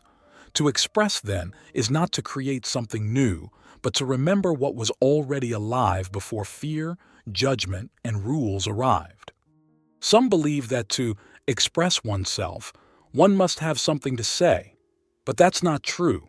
You don't always need a message. Sometimes it's enough to simply be, to look closely, to walk slowly, to touch something with intention, to take a deep breath before speaking. There are expressions that don't seek to communicate, but to hold, to accompany, to remind us that we're here, that this is happening, that life is not meant to be tiptoed through. Frank Sinatra, in his later years, no longer sang to impress. He sang like someone who no longer had anything to prove. His voice was no longer young, but it was true. Each note he released was a way to honor the life he had lived. Whether he hit the perfect tone no longer mattered. What mattered was whether he reached the heart, and he did. Because he had understood that to express is not an act of perfection, but of surrender. And true surrender always moves us. There are cities that understand this. Florence, for example, is not just beautiful. It is a living expression of centuries that refuse to remain silent. Every stone, every dome, every winding street has something to say. And it doesn't shout. It simply exists. It speaks without effort. It doesn't try to prove it's beautiful. It just is. And that is enough. Anyone walking through Florence doesn't need a tour guide if their senses are awake, because everything there is language, the colors, the sounds, the scents. History doesn't explain itself. It's breathed. That is the true legacy of human expression, to show without imposing, to say without saying, to remain without forcing. And that's why this book has its name, because it wasn't written to teach you how to speak or persuade. It was written to help you remember the sacredness of showing up as you are. To rediscover that expression is not a task. It is a blessing. It is the humblest and most powerful way to say thank you. Yes, this chapter is a prayer, but not one that is spoken. It is a prayer lived. It is the act of living with such presence that one becomes a gift to those nearby, not because they do grand things, but because they are awake, because they breathe with intention, because they hear what others don't say, because they observe as if the world still had something new to reveal, and it does. It always does. To express is the most direct way of loving life. When we express ourselves, even in the smallest ways, we are telling the universe, I'm here. I saw something beautiful. I felt something meaningful, and I want to share it, even if no one asks. And that, dear brother, dear sister, is an act of generosity, but also of courage, because opening the soul has never been comfortable, but it has always been necessary. Some only know expression as a means to get something, attention, validation, success. But those who have truly lived, those who have loved without measure, those who have lost and didn't give up, know that expression is something else. It is a way of saying thank you without using the word. It is a way of continuing to dance even when the music is gone. It is a way of continuing to be even when everything else has changed. And that is the feeling this message hopes to leave resonating within whoever hears it. You don't need to create a masterpiece. You don't need to be an artist. You already are. If you love, if you laugh, if you are moved, if you look up at the sky and don't know why your eyes begin to tremble, if you finish a film and fall silent for a long time, if you touch someone's hand and calm their soul, all of that is expression, and all of that is beauty. There are expressions that aren't heard but are deeply felt, like the gesture of someone leaving a coat for a stranger in the cold, like the coffee prepared without being asked, like the note hidden between the pages of a book, like the presence of someone who doesn't say much but shows up when it matters most. All of that speaks, all of that loves. To express is, at its core, a form of care. To care for what we feel, to care for what others keep silent, to care for the life passing us by, to care for what we still have a chance to save. That's why it isn't a superficial act. It is a beautiful responsibility. It is a way to not disappear without leaving behind more than footprints.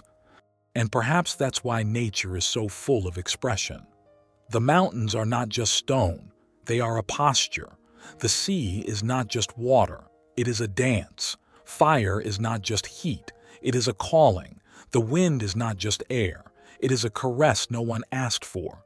The universe is speaking, constantly, not with words, with shapes, with colors, with movement. And you, as part of it, are also being called to speak, in your own way, in your own language, in your own rhythm, with your wound and with your gift. You are expression, not because you have to prove something, but because the very fact of your existence is already a form of beauty. Stop silencing yourself, stop hiding, stop repeating that you have nothing to offer. Look at yourself, listen to yourself, be grateful, and express. Because in every gesture, every phrase, every detail that springs from the most real part of you, you are leaving a mark that someone, somewhere, will recognize as light. In a corner of the world where few ever look, something happened that is worth remembering. An old man, blind since birth, used to sit facing the sea at dawn. When people asked him what sense it made to contemplate the ocean if he couldn't see it, he answered without hesitation, I listen to it, and that's enough to know I belong to the infinite. What they didn't know was that this man had once been a musician who stopped playing the day he realized that the highest note was not in his violin, but in the silence between the chords. Because there comes a point in evolution where speaking is no longer needed to say, nor sight required to see. And that is where we're heading. The new humanity is not born on a calendar date. It is born in the instant a human being chooses to speak from the soul, love with awareness, and remain silent without fear. This humanity will not come with flags or banners, but with empty hands that bless without imposing, with gazes that do not judge, and words that don't seek applause, only truth. Because we no longer want heroes who shout, but beings who vibrate. We are not looking for idols who promise, but humans who embody. We long for the language of Gibran, who said that beauty is not a face, but a light in the heart. The voice of Michelangelo, who sculpted angels from marble because he said they were already there. He merely removed the excess. We want to return to that place where the word was fire and silence was temple.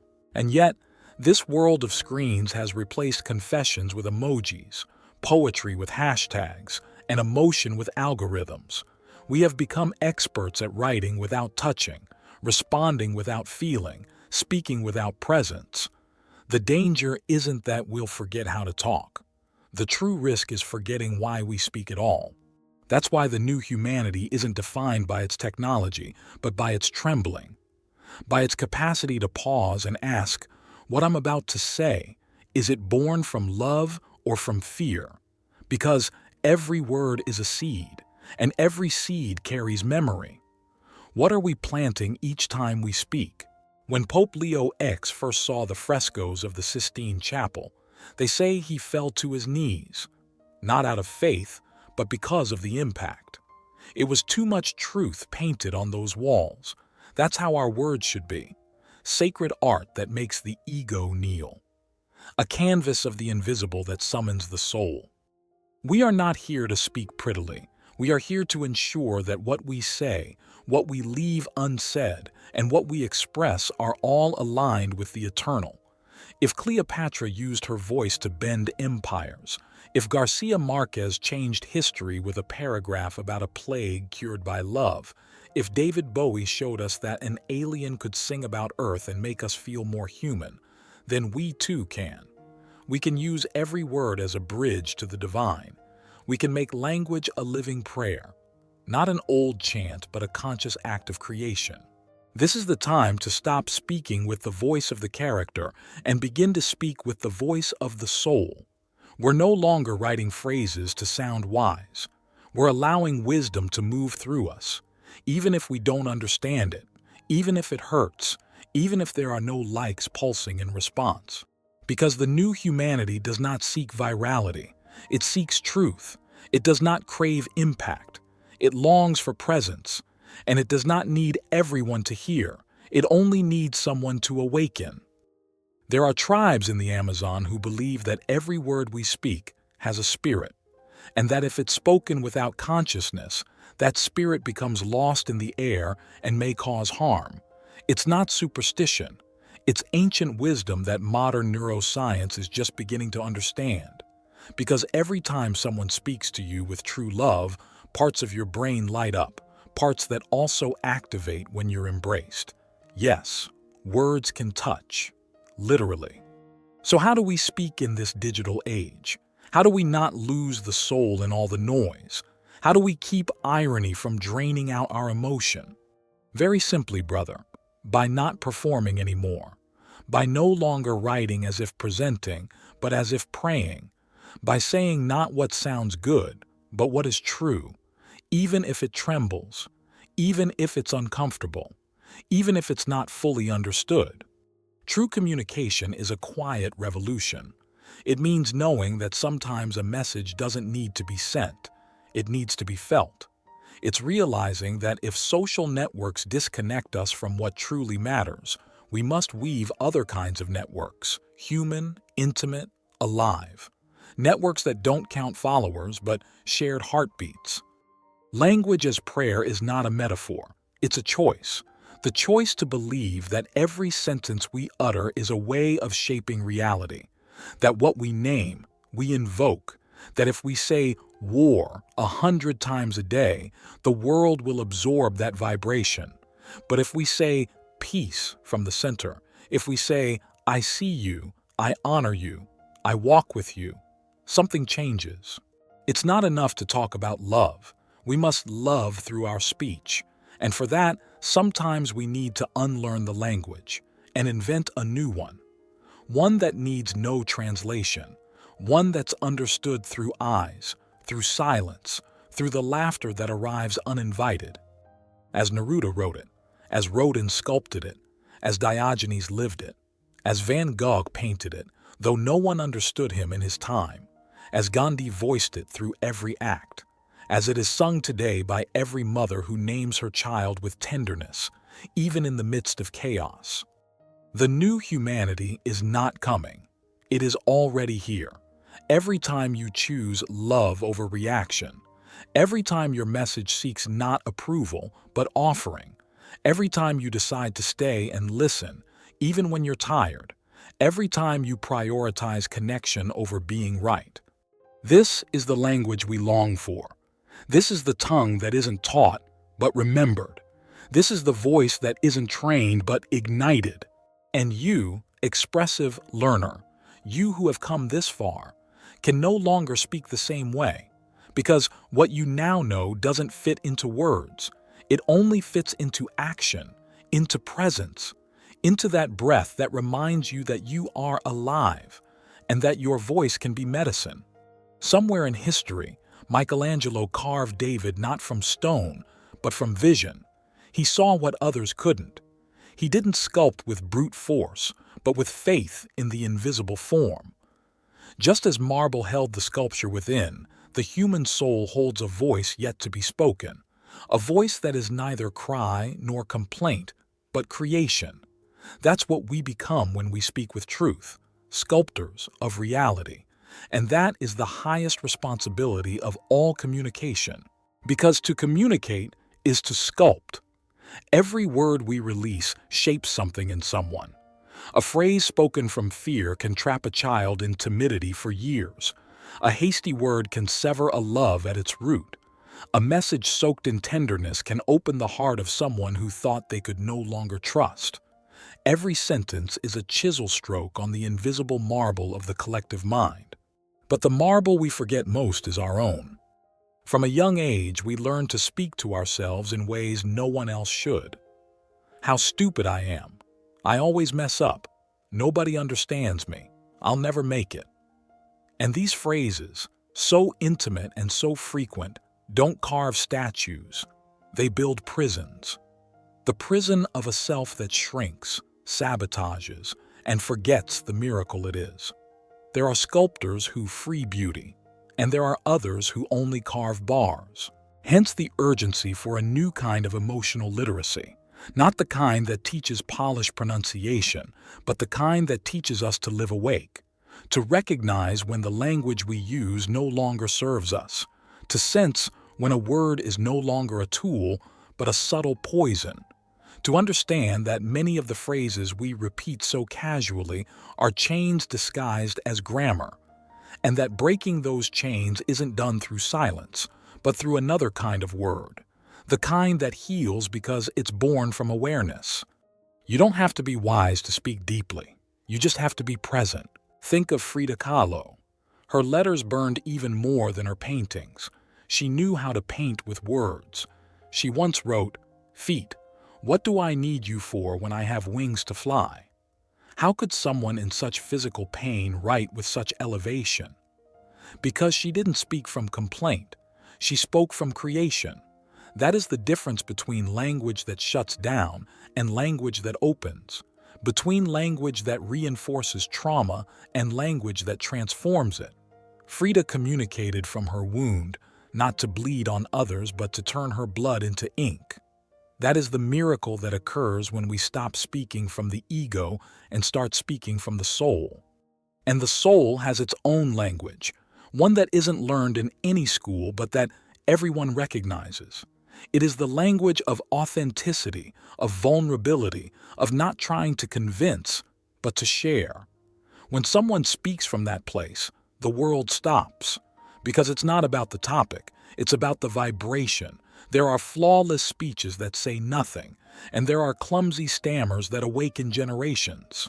Remember Jesus. He never spoke in complex sentences. His words weren't crafted to impress, but they resonate like bells, because they didn't come to be right. They came to remind us of something essential, that life is here to be enjoyed, to create, to be ourselves, to be creators by the grace of the Creator. The same is true of wise grandparents. They don't offer theories, they offer life stories. They don't repeat dogma, they offer live truths. And every word carries time, earth, and truth within it. That's the kind of word we need to reclaim, the kind that carries weight not because it crushes, but because it holds.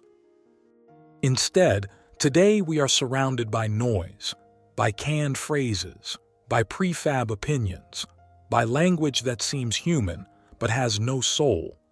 Spend 5 minutes on social media and you'll witness an avalanche of words that don't say, don't ask, don't offer, don't transform. It's the language of emptiness, a flood of words that communicate nothing, a chorus of noise that blocks out what really matters. This is why a revolution of language is urgent. A revolution not rooted in new technologies, but in ancient principles. Not a call to speak more, but to speak with more truth. Not seeking virality, but depth. Not measuring success by applause, but by awakened awareness. We need to return to speaking as if every word could change a life, because it can. Picture Khalil Gibran, sitting in a quiet corner of his inner universe writing, "Your children are not your children. They are the sons and daughters of life's longing for itself." He wasn't writing to persuade. He was channeling eternity. That's why his words still breathe while countless speeches have withered. Because eternal language isn't loud.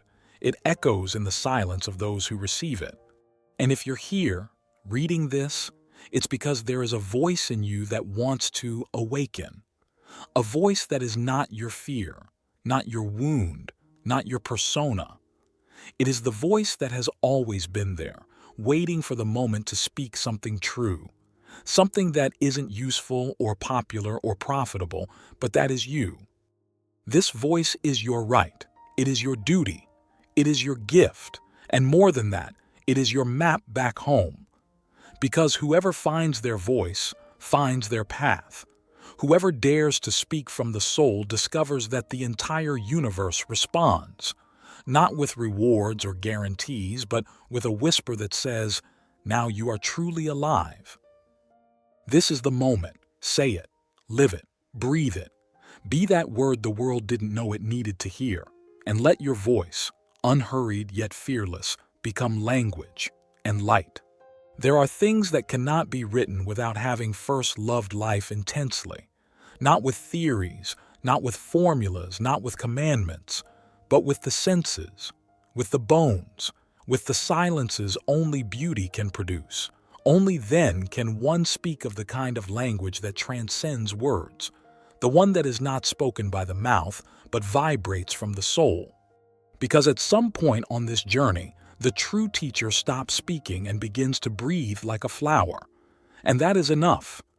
Some have learned more about love by contemplating a painting by Chagall than by reading all the self-help books of the century, because in those colors floated a truth that explained nothing, yet said everything. Like when someone hugs you with their eyes, like when someone stays by your side without needing to say, "I love you." The new humanity does not need preachers. It needs poets. It does not need apostles. It needs dancers who can move with grace in the midst of chaos. It needs visionaries who dare to look at the sky with the same tenderness a mother gives her child's first unsteady steps. That's why anyone who wishes to teach how to speak truly must first remember how to cry in front of a piece of Bach.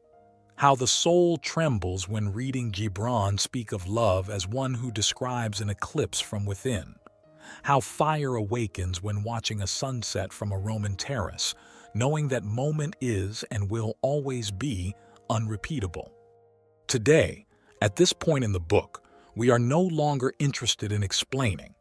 We've crossed the threshold. Now, we want to ignite, because if a word doesn't ignite, it's just noise. And there's already enough noise in the world. What happens when someone truly listens? When they don't just hear what you say, but feel what's behind it? When they don't wait to reply, but to understand? Something opens. A soft crack in the structure of time. A sacred space where there are no judgments, no urgency, only presence. And in that instant, the same thing happens as when gazing upon a sculpture by Michelangelo. You realize the marble was never marble. It was light waiting to be set free. The new humanity speaks from that place, from the silence that precedes the word, from the tenderness that comes before thought, from the joy of sharing, not to persuade, but to accompany. In modern hospitals, doctors are discovering that patients who receive messages of love, attention, and faith heal faster. Not because of placebo, but because the soul listens too. Cells respond to love. The body recognizes it. And that is the key. We cannot heal the world unless we learn to speak to each other with the same care used to restore a centuries-old masterpiece. Can someone heal through a video call? Yes, if the gaze is honest. If "I miss you" is not a social nicety, but an invisible caress that crosses screens and distances. Yes, if behind the emoji there is a beating heart, because it's not the form that communicates, it's the intention. And in this age where algorithms dictate what we see, we must decide what we say. Every word we release is a stone cast into the lake of the collective unconscious, and it creates ripples, far more than we realize. That's why, in this rebirth of language, we speak from art. Like Janis Joplin, who painted with her throat the purest notes born from her pain, transforming longing into beauty through music. Like Gabriel Garcia Marquez, who wrote that love in the time of cholera could survive any plague if it was true. Like Facundo Cabral, who reminded us that no one is depressed, they're just distracted, and that life is a miracle that slips away if we look at it with the wrong eyes. The word is no longer a tool, it is a temple, and one must remove their shoes before entering.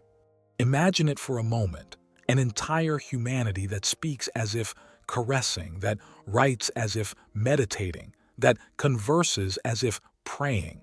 A humanity where insults no longer echo because there is no longer a place for their poison to cling. A humanity where humor doesn't ridicule, but heals, where poetry isn't a luxury, but a necessity. That is the language we wish to remember. The one trees spoke before grammar existed. The one still whispered by water as it cascades when no one is listening. The one that vibrates in shamanic chants, in African dances, in the lullabies of grandmothers who never learned to read, but knew exactly how to soothe fear. We've reached the point where words are no longer used, they are honored. They are not thrown, they are offered. Like a flower, like freshly baked bread, like a note slightly off-key that, precisely because of its imperfection, reaches deeper. We don't need more perfect speakers. We need more human beings who speak with open hearts, even if their voice trembles. Because the soul does not understand syntax, but it recognizes truth when it hears it. And truth is a fragrance, a presence, something you cannot explain, but you can become. That is what we came here to do. Not to flood the world with speeches, but to turn every word into a gesture of love, every sentence into an act of freedom, every conversation into a bridge to the sacred. In a corner of the world where few ever look, something happened that is worth remembering. It was in 1971, in a small rehearsal room in Tokyo. A Japanese pianist whose name no one ever knew played a single note for 6 hours. No scales, no famous pieces, just one note, the same one, over and over again. The audience didn't understand. Some left. Others stayed out of curiosity, waiting for a revelation that never came. And when it all ended, only one woman in the audience was crying. They asked her why. She replied, "Because for the first time, someone said what I felt but never knew how to explain." The communication of the future won't be the one that sounds the best, but the one that carries the most silence. It won't be the prettiest, nor the most elaborate, nor the one with the most likes. It will be the one most deeply felt, the most honest, the one that comes without embellishment and without fear. Speaking from the soul will be the new language, and words will be no more than the notes of an invisible symphony that's been playing long before we were born. But how do we teach this? How do we guide a hyper-connected humanity back to the lost language of essence? Perhaps we don't teach it. Perhaps we only remember. Because at some point, we all knew how to speak to a tree, how to communicate with a look, how to transmit an idea without uttering a word. The newborn does it. So does the old woman who places a hand on her grandson's shoulder. Humanity already knows. It just needs to remember. There was once an artist who understood this before anyone else. His name was Yves Klein. He painted with fire, with emptiness, with human bodies drenched in blue. He didn't explain his works. He would say, "My silence is deeper than any interview." And he was right. Because in his exhibitions, no one understood anything, yet everyone left changed. There was something there that couldn't be named but could be felt. And that, brother, sister, is what must now awaken in you. You don't need to speak better. You need to communicate as one who offers a piece of their soul, even without knowing exactly how. What's coming won't be explained. It will be felt. Just as Mozart arrived, just as Cortázar arrived, just as Chaplin arrived, who didn't need words to make people laugh or cry. The world needs fewer experts and more poets, fewer communicators and more translators of the soul. People capable of saying what matters with a glance, with the body, with presence, with the way they breathe, hug, or listen. And this is not a utopia. It's already happening. Every time someone chooses art instead of revenge, every time someone listens instead of reacting, every time someone decides not to lie, not to be right, but not to lose themselves, that's where the new language is being born. One that doesn't aim to shine, but to heal. A woman in Paris wrote letters for 20 years without expecting a reply. She left them on park benches, in cafes, on trains. They spoke of pain, of beauty, of what no one dared to say. One day, someone found her and said, "Thank you for writing what I didn't know I needed." And she replied, "I didn't write it for you. I wrote it for myself, and that's why it reached you." The language of this new humanity doesn't seek to persuade. It seeks to reveal. It doesn't need applause. It needs truth. A truth that doesn't impose, doesn't debate, doesn't compete. A truth that is simply offered like a flower left without knowing who might see it. That is the truth that transforms, not because it is absolute, but because it is authentic. What if I told you that dolphins communicate through waves that pass through each other's bodies? What if I told you that trees change the flavor of their sap when they sense someone approaching with hatred? What if I reminded you that the human body emits electromagnetic pulses that shift with our emotions, and that other bodies pick up on them, even if we're unaware? Everything is already speaking. Everything is already in dialogue. Everything is an endless conversation between what we are, what we believe ourselves to be, and what we've yet to dare imagine. Always remember, you too have a language that isn't taught in any school. Your sadness is also a way of speaking. Your laughter is a bridge. Your silence is a message. And every time you choose honesty with yourself, you are rewriting the invisible dictionary of humanity. Imagine for a moment that you could speak as the ancient alchemist once did, not with technical words, but with symbols, with gestures, with gazes that cross dimensions.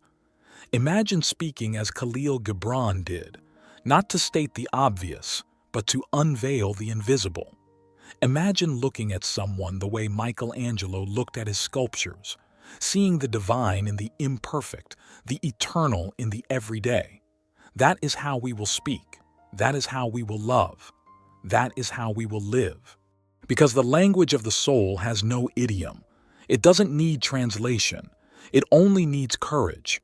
Courage to be vulnerable, to say what's never been said, to forgive without being asked, to embrace without needing a reason, to express who we are without fear of not being understood. A 9-year-old girl who had never spoken in public was invited to give a speech about climate change. She stepped onto the stage, trembling. No one expected much. But when she opened her mouth, there was no doubt. Her voice didn't come from her. It came from something greater. It was the ocean speaking. It was the earth saying, "I'm tired, but I still have hope." It wasn't her words. It was her energy. And everyone felt it, even the most skeptical. That is how we will speak. That is how we will be. Not perfect, but present. Not wise, but awake. And that will be enough. This is the calling, the bridge, the echo of something you already knew, but had forgotten. You don't need to learn how to communicate. You need to remember that you already knew how. You need to return to listening, to feeling, to offering, like someone lighting a candle without expecting anyone to see it, but knowing that its light will, sooner or later, touch some heart. In a corner of the world, where few ever look, a boy was walking alone along the edge of a road lost between clouds and asphalt. He didn't speak. He didn't cry. He only looked at the sky with a question no adult has ever been able to answer. What if all of this isn't a mistake, but an invitation? Cars passed by. Dust rose. But he remained there, as if waiting for the universe to one day lean in and whisper the secret we all sense, but no one dares to say. That boy grew up, and like all of us, he forgot what he had once asked. He learned to pretend he knew how to live. He learned to speak without saying, to listen without feeling, to love without being present. He became one more among the many who breathe without remembering why. But somewhere in his memory, the question kept burning. Quiet, yes, but alive. And perhaps that is why he found his way here. To this final page, this last breath, this last instant where everything returns to its origin, where the word is no longer a tool, but an altar, where speaking is no longer communication, it is creation. Your voice can be the flame that lights another candle. It's the voice that doesn't try to explain the world, but invites you to name it anew, to say life with an unrepeatable emotion, to say love without dragging old wounds behind it, to say I without shame. Because that's what we've forgotten. That language was never meant to describe what we see, but to invoke what we deserve. Because true communication is not an exchange, it's combustion. A spark born between two flames that recognize their shared fire. We didn't come this far to speak beautifully. We came to speak truthfully. We didn't walk this path to appear wise. We walked it to become light. We didn't write these pages to add more ideas. We wrote them so someone, in some corner of their night, might feel less alone. And now, before we close the book, before the inner music softens its hum, I want you to look back one more time, not toward your past, but toward the secret scene where you became eternal, the precise moment you chose not to give up, when you began to believe in something greater than yourself, when you knew, without needing proof, that God was not a judge, but a song, and you were the chorus. And yes, sometimes we sing out of tune, sometimes we fall silent, sometimes we think everything has already been said, but there is always someone, always a voice that hasn't gone out completely. Maybe it's your grandmother's voice, telling stories by the fire. Maybe it's your child's, whispering, "I love you," without yet knowing what it means. Maybe it's your own voice, older than your name, wiser than your fear, freer than your guilt. And that voice is calling you now. Not to speak louder, but to speak from a different place. A place where emotion is not an obstacle, but a bridge. Where pain is not weakness, but truth. Where your story is not a scar, but a sacred letter. That's where the new language begins. A language with no fixed rules, but one sacred condition. It must speak the truth. A language that cannot be taught, but is inherited in the eyes of those who love us unconditionally. A language not carved in stone, but written on skin. A language that does not aim to convince, but to touch. A language where saying, "I love you," is an act of revolution, and where saying, "I'm here," is a prayer that lights galaxies. To you who have come this far, thank you. Thank you for staying, for opening yourself, for letting every planted word take root in your soul. Now you know that the verb is sacred, that your emotion is an altar, that your perception is a brushstroke, and that your silence speaks too. Now you know that love doesn't need more definitions, only more presence. Now you know that life was speaking to you all along, and your only task was to listen with an awakened heart. And now, brother, sister, traveler of this trilogy, ancient soul, eternal learner, speak. Speak like someone singing their freedom. Speak like someone who loves without holding back. Speak like someone remembering what they never really forgot, because to speak like that is to pray, and to live like that is to fly. Now go and live like you've never lived before, and we'll hear each other again, here, on your channel. Let there be light, in the next message, in the next audiobook. May God embrace you in love, and may His light keep growing in your heart. We'll see each other soon.